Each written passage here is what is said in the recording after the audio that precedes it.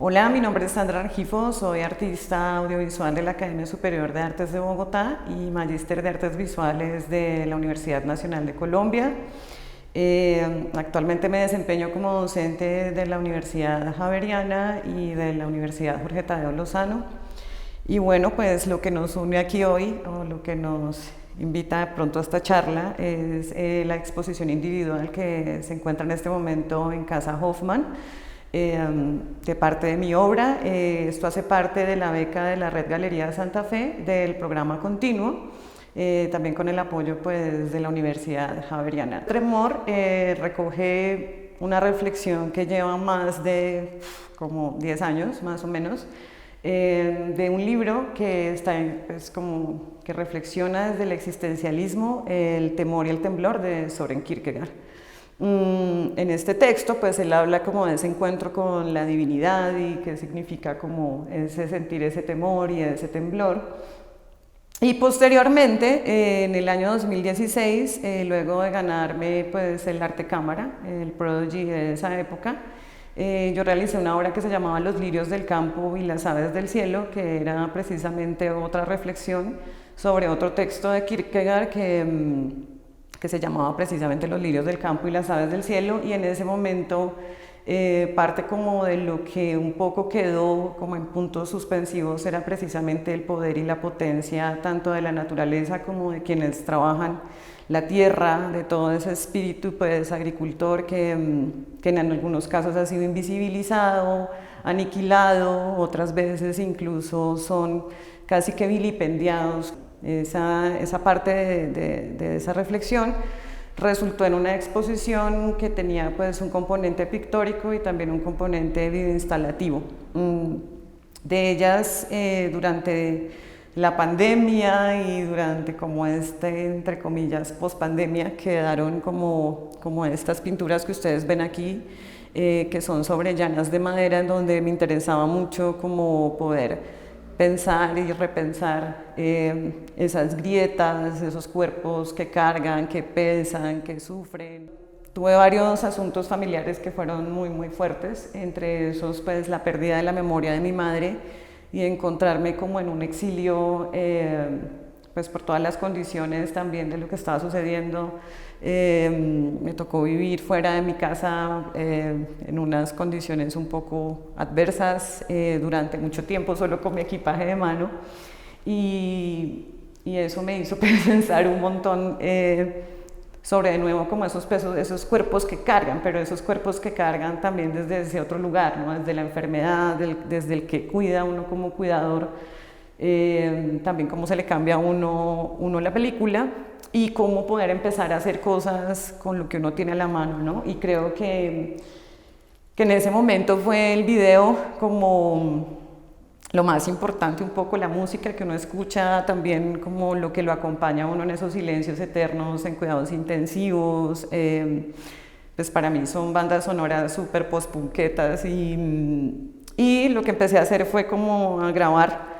lo que sucedía como en el paisaje durante esos momentos, específicamente en Medellín, y bueno, como ciertos, digamos, sistemas o formas de capturar la imagen o de tratar de entender los cuerpos también que sufren la enfermedad. En ese sentido, pues una de las piezas que ustedes van a encontrar aquí en Casa Hoffman es el resultado de un video que hice con mi celular durante todo ese proceso en donde los médicos buscaban cómo generar el colapso en el cuerpo de mi madre para entender un poco qué era lo que estaba sucediendo en ese ocultamiento, digamos, de las enfermedades, de entender eso que está pasando por dentro. Todo esto, como les insisto, pues está siempre acompañado como por una banda sonora.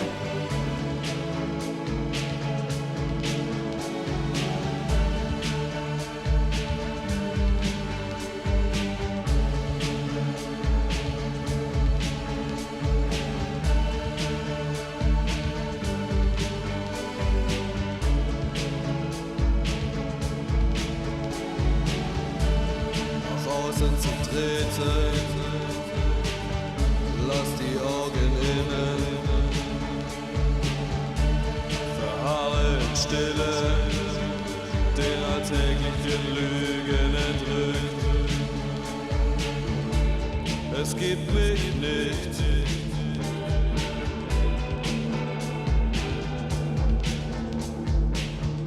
Nichts wurde bewegt.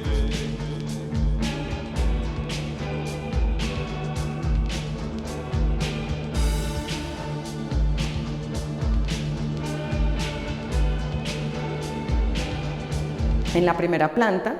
en donde hay una instalación de 2 canales sincronizados que recoge como un poco esa deriva tanto en el paisaje como en los cuerpos, ¿no? Las imágenes creo que aparecen ahí de una manera un poco más metafórica, menos literal, y siempre trato de que sean como una suerte de pie de páginas que reflexionen sobre el conflicto en nuestro país, aunque no parezca, sobre lo que significa andar y recorrer esos territorios, el pararse ahí. Entonces ciertos elementos empiezan a aparecer de manera muy sutil, aunque los paisajes en sí mismos pues tienen una carga que, como insisto, oculta o es como un secreto. Entonces en ese primer segmento ustedes van a encontrar de manera casi que aleatoria y súper experimental una relación entre el territorio, el paisaje, la aniquilación, la invisibilización, tanto de la clase obrera como campesina, diferentes territorios entre Alemania, Colombia y Grecia. Ese recorrido está articulado también por situaciones que pasan, digamos, incluso que quedan reflejadas como en las ruinas, en las vías de los trenes, incluso en el recorrido y las derivas. La música que hace parte de esta pieza está compuesta por Nikos Veliotis, que es un chelista griego, el cual fue para mí un acompañamiento muy importante durante el proceso pues, que les comentaba de todo esto de la autoexilio, también por lo de la pandemia y por la enfermedad de mi madre. Importante, creo, para mí poder haber establecido contacto con él, porque pues, para mí es un chelista que admiro profundamente, y que él me contestara fue como un acto de fe así impresionante, y que él se animara a hacer como una pieza sonora en la distancia, en el desconocimiento, también en esa, como una suerte también de invisibilidad entre nosotros, entre no saber quiénes éramos. Entonces creo que esa pieza condensa un poco desde otro lugar esas sensaciones de gravedad, de peso, de mirada atravesada, de sonidos que también lo atraviesan a uno. Una segunda parte de ese video es en un espacio, se desarrolla en un espacio que me parece importante decirlo, que se llama Meteora. Y meteora significan las piedras caídas del cielo, ¿no? Entonces siempre hay como una reflexión en torno a los cielos como distracción, pero también como a esa piedra que es un peso, que es la gravedad, que es un cuerpo que está ahí aguantando y aguantando los devenires de la existencia. Y ese video lo hice después de la muerte de mi padre, que fue pues relativamente reciente, que fue una cosa que su ausencia es una cosa que aún no he superado. En esa parte hay una secuencia que me parece que vale la pena renombrar, y es un momento de una micro tormenta en donde exploro, digamos, en el video, que es uno de los soportes que, como ustedes saben, más me interesa trabajar,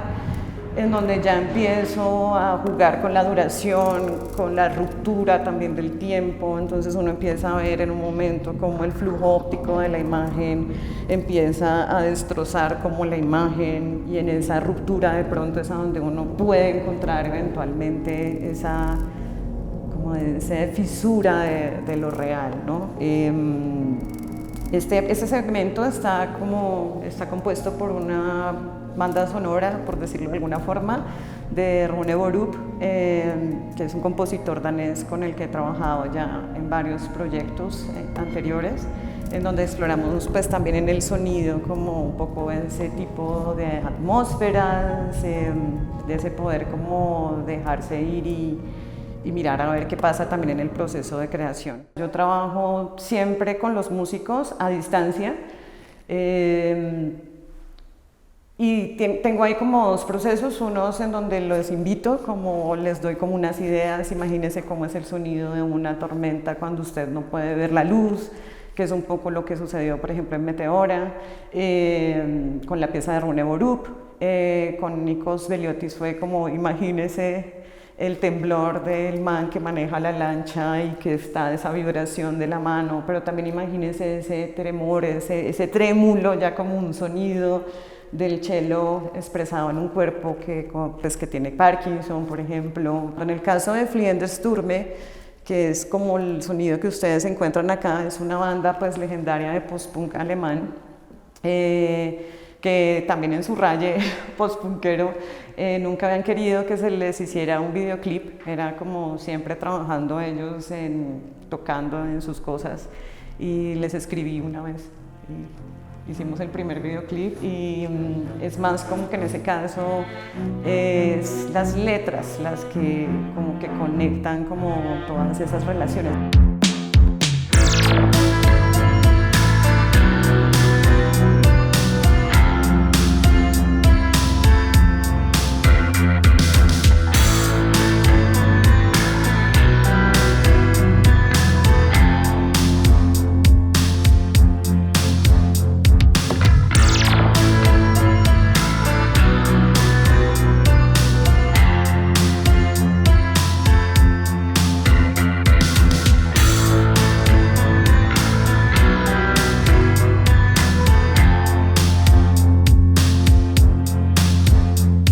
Das Geld liegt auf den Straßen, in denen Schönheit sich verläuft. Ein elektrischer Mond verführt mit falschem Licht. Der Himmel versteckt seine Sterne, die Nacht bietet keinen Schutz. Ein Gefühl wird vergeudet.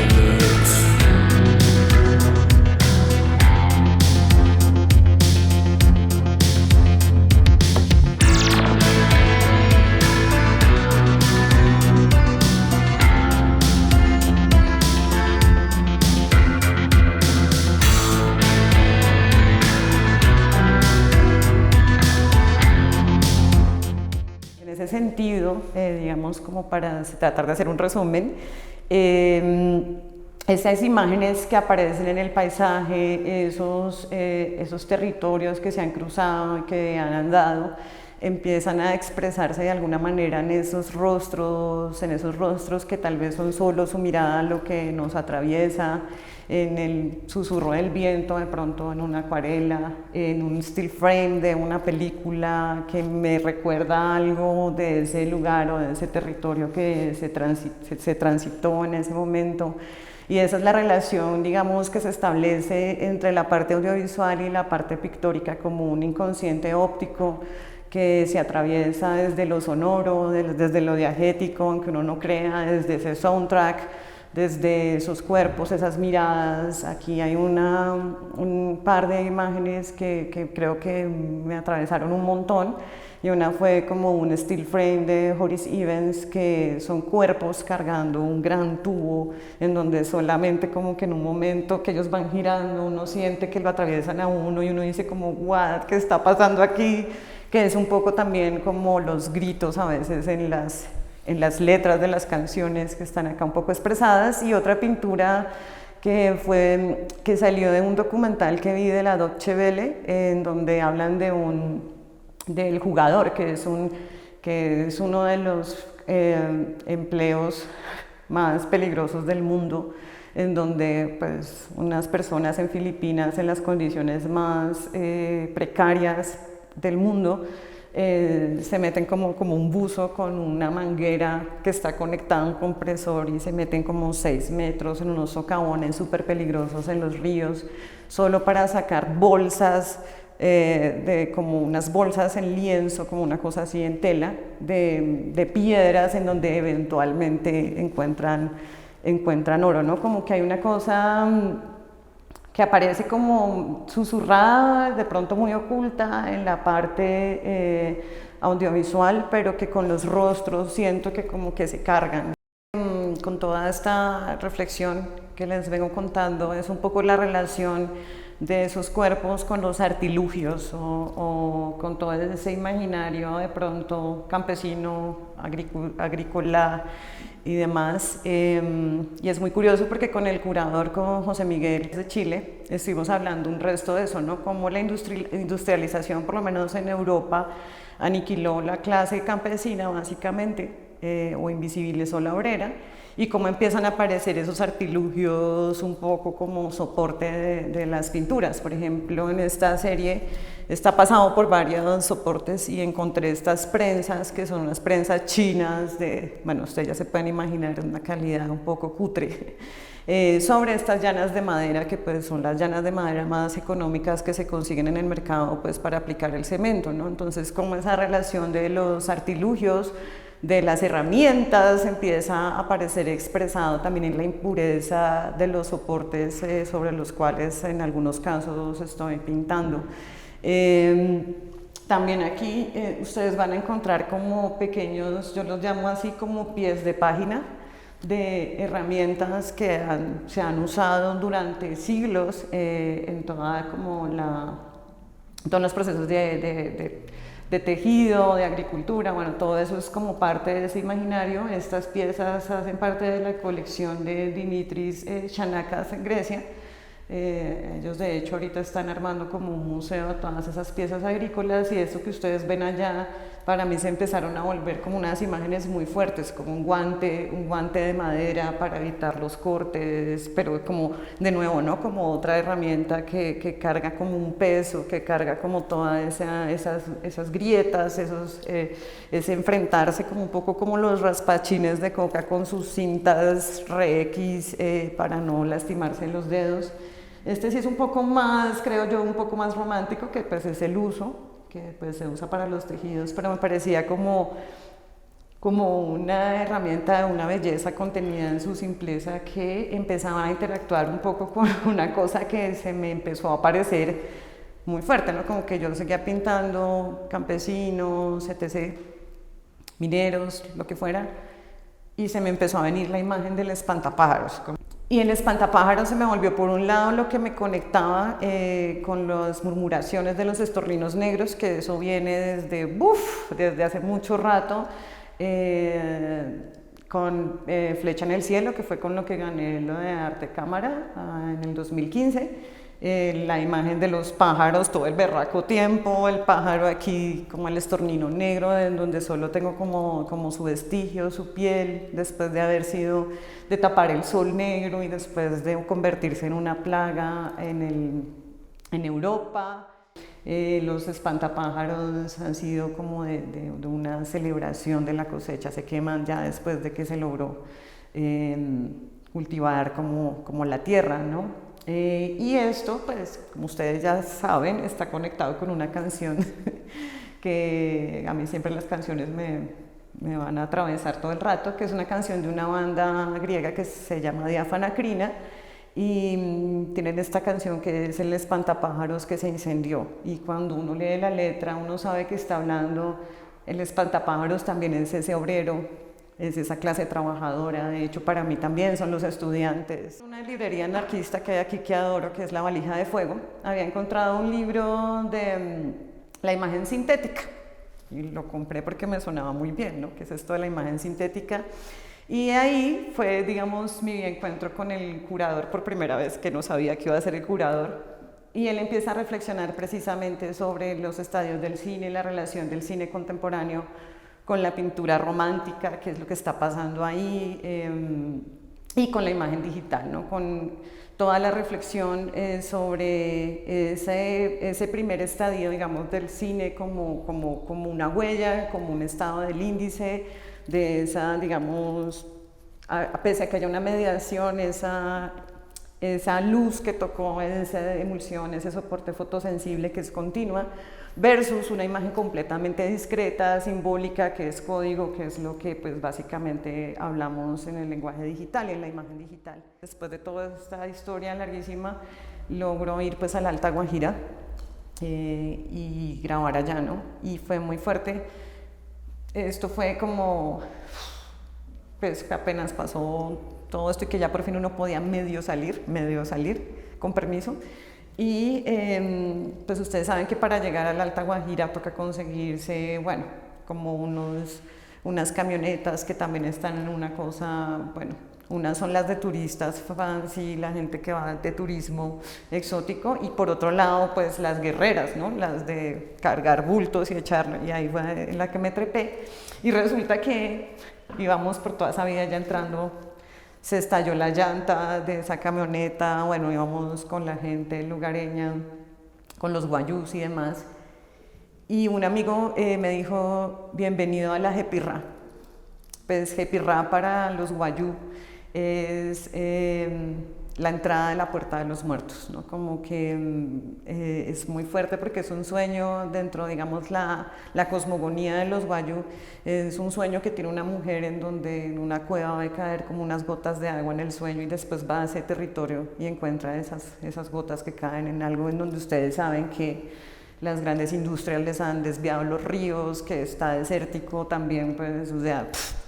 y llegué a la Jepirrá, y en la Jepirrá encontré esta pequeña montañita, es una pequeña serranía en donde está como una cruz que supongo como que es algo de toda también esa colonización y esos procesos de evangelización también en las comunidades indígenas. Y me recordaba un poco como la película de Ordet de Dreyer,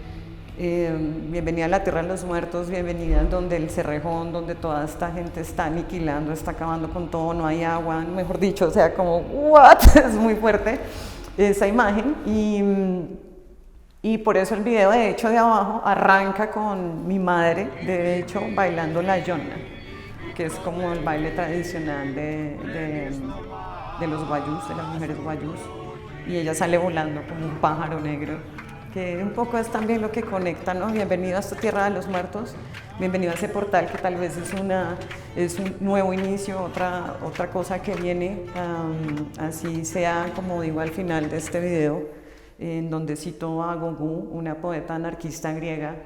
todos mis amigos son pájaros negros, ¿no? Ese es como un poco